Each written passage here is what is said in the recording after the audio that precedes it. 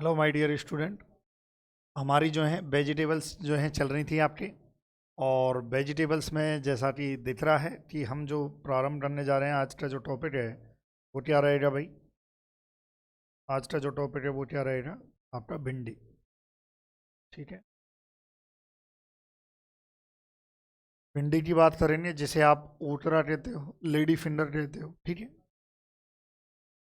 इस टाइप का इसका जो है प्लांट रहता है। आप देखो इस प्लांट पर जो है आपकी जो भिंडियाँ हैं वो लग रही हैं। इस टाइप का जो है प्लांट रहता है इसमें। चलिए आगे बढ़ते हैं।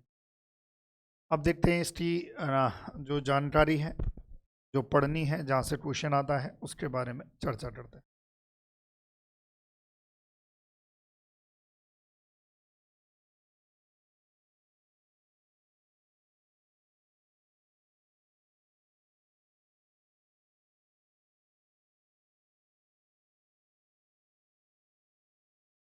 चलिए, पहला है बॉटनिकल नेम। ये क्या होता है? एवेलमोस्टस एस्कुलेंटस, जो इसका बॉटनिकल नेम होता है। फैमिली की बात करें तो फैमिली इसकी क्या होती है? मालवेसी होती है। और क्रोमोजोम नंबर कितने होते हैं? 2n बराबर 130 जो है क्रोमोजोम नंबर होते हैं। ओरिजिन की बात करें तो ओरिजिन इसका क्या होता है? ट्रॉपिकल अफ्रीका होता है। तो ध्यान रखें, एवेलमोस्टस एस्कुलेंटस, फैमिली क्या होती है? मालवेसी, क्रोमोजोम नंबर 130, ओरिजिन क्या होता है? Tropical Africa. इसको आप साथ के साथ आप नोट कीजिए। ठीक है, अब इसमें लिखा है अगली लाइन में, tender green fruit are used as vegetable. आप देखो जो आपकी जो भिंडी होती है, ग्रीन भिंडी आपके यूज आती है वेजिटेबल खाना बनाने में। ठीक है, in some countries the seeds are dried and and grind to make a fine powder and used in the place of coffee. यानी कि इसका जो सीड है, सीड को सुखाया जाता है और उसके बाद उसको जो है ग्राइंड किया जाता है, पीसा जाता है, और उसके बाद जो पाउडर बनाया जाता है वो कॉफ़ी की जगह यूज होता है। मैं दिखा भी देता हूँ उस पाउडर को। वह पाउडर जो है आपके कॉफ़ी की तरह जो है यूज हो रहा है। ये देखिए इस टाइप से जो है ये आप देख पा रहे हैं। ये आपका ये आपका क्या है? ओटरा पाउडर है, जो कॉफ़ी की तरह, मतलब आप कॉफ़ी की जगह जो है इसको यूज कर सकते हो। ठीक है, ये आपका ओटरा पाउडर होता है। ठीक है, चलिए भाई ये बात हो रही। Plant roots and stem are use to clarify the sugar and jaggery. Clarify मतलब साफ करता है। देखो, जब सुगर और जगरी, यानी कि आप देखो गन्ने से जो है प्राप्त होती है सुगर, है ना, और शुगर से आप जो है शुगर और जगरी, जब गन्ने से जब शुगर प्राप्त की जाती है तो भाई वेस्टेज पार्ट भी निकलता है। ऐसा थोड़ी है कि शुगर ही शुगर निकले, वेस्टेज पार्ट भी। तो शुगर और जो वेस्टेज पार्ट होता है, वेस्टेज पार्ट जो रहता है उसको हम क्या कहते हैं? जगरी कहते हैं, है ना। ये जो आपका शुगर केन है, इसका जो वेस्टेज पार्ट है वो जगरी कहलाता है। तो इसको दोनों को अलग करने के लिए, क्लैरिफाई करने के लिए कि भैया ये शुगर है, ये जगरी है, इसके लिए जो इसकी जो प्लांट रूट और स्टेम होती है इसको यूज किया जाता है। बाकी भिंडी की बात करें, इट्स कंटेन 90% जो है वाटर, 64% जो है कार्बोहाइड्रेट, बाकी प्रोटीन, फैट, फाइबर। एक चीज़ याद रखना वेरी इंपॉर्टेंट, कि इसमें फाइबर मिलता है। जो आपकी उत्तरा भिंडी होती है उसमें फाइबर आपको काफ़ी मात्रा में देखने को मिलता है। इसके अलावा जो आपके भिंडी है, good source of iodine, very important. Iodine का भी एक अच्छा स्रोत है, तो ध्यान रखें। फाइबर भी देखने को मिलता है, फाइबर का भी अच्छा स्रोत है, और आयोडीन का भी अच्छा स्रोत है। कौन? भिंडी आपकी जो ओटरा है, एबल मॉस्कुलस एस्कुलेंटस। ठीक है भाई, चलिए लिख लीजिए, वीडियो पहुँच कर के आगे बढ़ते हैं।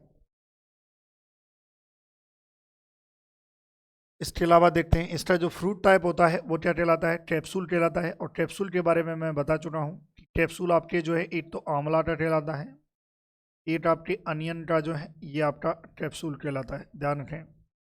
इसके अलावा ऑयल कंटेंट की बात करें, इसका जो सीड होता है, इसका जो, जैसे अभी हमने जो कॉफ़ी पाउडर, कॉफ़ी की जगह जो पाउडर बनाया था, वही सीड, उस सीड में जो है 40% जो है क्या होता है? ऑयल कंटेंट होता है। बाकी ये आपका काम का नहीं है। नो इनग्रीडियंट डिप्रेशन इन ओटरा। सॉरी, चलिए क्लाइमेट की बात करते हैं। वार्म ह्यूमिड क्लाइमेट चाहिए भाई, ध्यान रखें।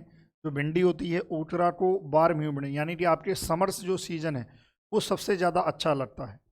हालांकि आजकल जो वैरायटी आ चुकी हैं वो आपके खरीफ इसमें भी बोई जाती हैं, लेकिन इसको जो है कौन सी सीजन पसंद है? वार्म ह्यूमिड क्लाइमेट, यानी कि गर्म इसके लिए पसंद है भाई। टेम्परेचर की बात करें तो 25 से 30 डिग्री सेल्सियस टेम्परेचर इसके लिए अच्छा सूटेबल रहता है। सॉइल की बात करें, जिस सॉइल में इसको ग्रो किया जाता है उसकी वो किस प्रकार की सॉइल रहती है? सैंडी लोम सॉइल रहती है, जिसका पीएच सैंडी जो है ये सैंडी लोम सॉइल होती है, जिसका पीएच कितना होता है माय डियर? ये होता है आपका 6.5 से 7.5 इसका पीएच होता है। ठीक है, ध्यान रखें। चलिए आगे बढ़ते हैं। अब देखो ये समर और आपके खरीफ है ना, समर और खरीफ क्रॉप। मैंने कहा भाई आपकी जो ये फसल होती है वो किस प्रकार की है? वार्म सीजन है, आपके समर में ये बोई जाएगी मुख्य रूप से, हालांकि खरीफ में भी बोई जाती है। यहाँ से बहुत अच्छा क्वेश्चन बनता है कि भाई जब आप समर में क्रॉप इसको लगा रहे हो तो कब इसकी सोइंग की जाती है? यह आपका सोइंग टाइम है। तो सोइंग टाइम क्या है इसका? फेब मार्च होता है। जब आप खरीफ की लगा रहे हो तो आप जुलाई जून जुलाई में जो है इसको सोइंग करो। देखो जनरली इसके सीड सोइंग की जाती है, इसकी नर्सरी नहीं लगाई जाती है, उत्तराटी नर्सरी नहीं लगाई जाती है जनरली। अब देखो इसकी सीड रेट की बात करें, खरीफ सीजन में थोड़ी ज़्यादा रहती है, और सॉरी समर सीजन में थोड़ी ज़्यादा रहती है और खरीफ में थोड़ी कम रहती है। तो आप देखो समर सीजन में कितनी है? 12 से 15 kg पर हेक्टेयर, और आपकी खरीफ क्रॉप खरीफ सीजन में कितनी है? 8 से 10। बाकी इसमें जब आप समर में ट्रांसप्लांटिंग कर रहे हो 30 सेंटीमीटर इंटू 45 सेंटीमीटर, इस इतनी दूरी आप रखो, और ये आपकी 45 इंटू 60 सेंटीमीटर रखो। भाई देखो खरीफ में थोड़ी सीड रेट क्या है? सीड रेट कम है, सीड रेट कम है तो थोड़ी स्पेसिंग क्या करो? खरीफ में आप देखो स्पेसिंग बढ़ा दो, है ना, स्पेसिंग आप क्या करो? बढ़ा दो, है ना। इसमें थोड़ा उल्टा लिखा है 45 into 30 centimetre, 60 centimetre into 45 centimetre, इस प्रकार से होना चाहिए। ठीक है, तो ये ध्यान रखें भाई। खरीफ सीजन में जो है थोड़ी सी प्लांटिंग डिस्टेंस बढ़ा देंगे, क्योंकि खरीफ में जो है हम सीड रेट भी कितना ले रहे हैं? 8 से 10 ले रहे हैं। अभी नॉर्मल समर सीजन में जो है, क्योंकि हमारी जो भिंडी होती है वो समर में ग्रो की जाती है, तो समर सीजन में ये इंपॉर्टेंट है, 12 से 15 kg पर हेक्टेयर। चलिए भाई आगे बढ़ें, वैरायटी की बात करते हैं। वैरायटी परवनी त्रांदी है, ये एग्जाम में टाइप ही बार पूछा गया है। परवनी त्रांदी है, उषा मखमली है, उषा स्वामी है, अर्का अभय है, अर्का अनामिका है। ध्यान रखिए भाई, परवनी क्रांति है, उषा मखमली है, उषा स्वामी है, अर्का अभय है, अर्का अनामिका है।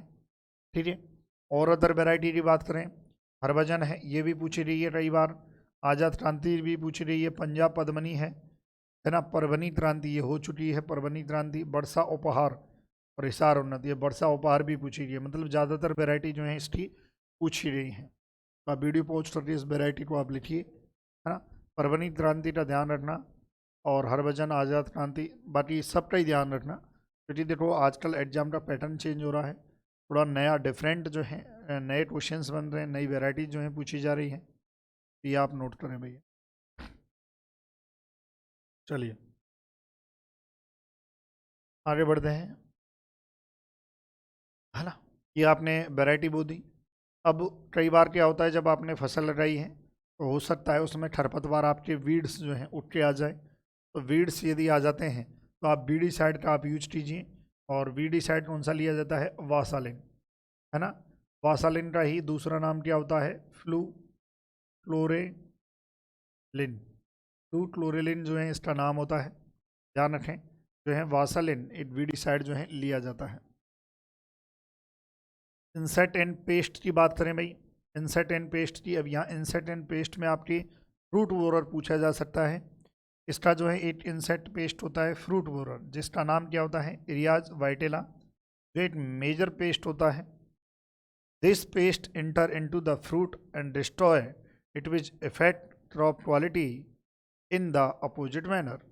यानी कि ये फ्रूट जो बोरर है, ये फ्रूट बोरर का नाम क्या है, ये डायरेक्ट एग्जाम में आता है। एरियाज वाइटेला जो है इसका फ्रूट बोरर का नाम होता है। ये मेजर पेस्ट है। देखो ये तो नहीं आएगा जो ऊपर देते रहता है, ये तो कभी नहीं पूछा जाएगा, ठीक है। अब ये मैं दिखा देता हूँ आपको, फ्रूट बोरर भी दिखा देता हूँ।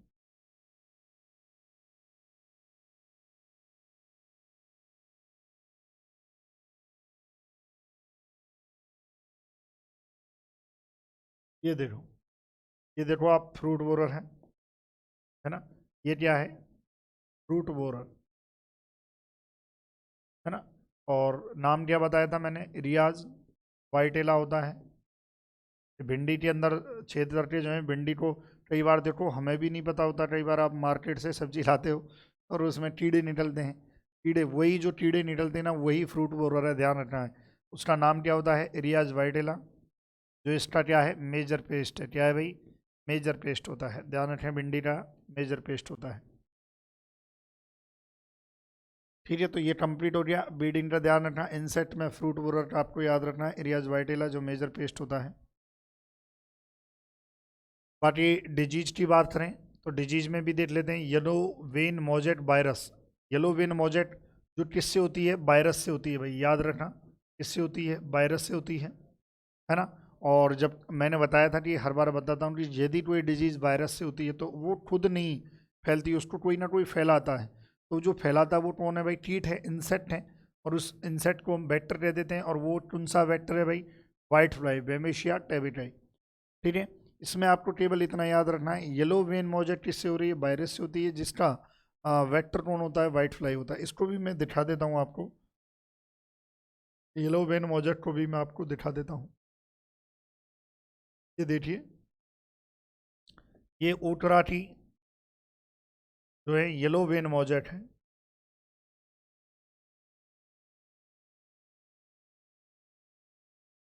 ठीक है, किससे हो रही है, वायरस से।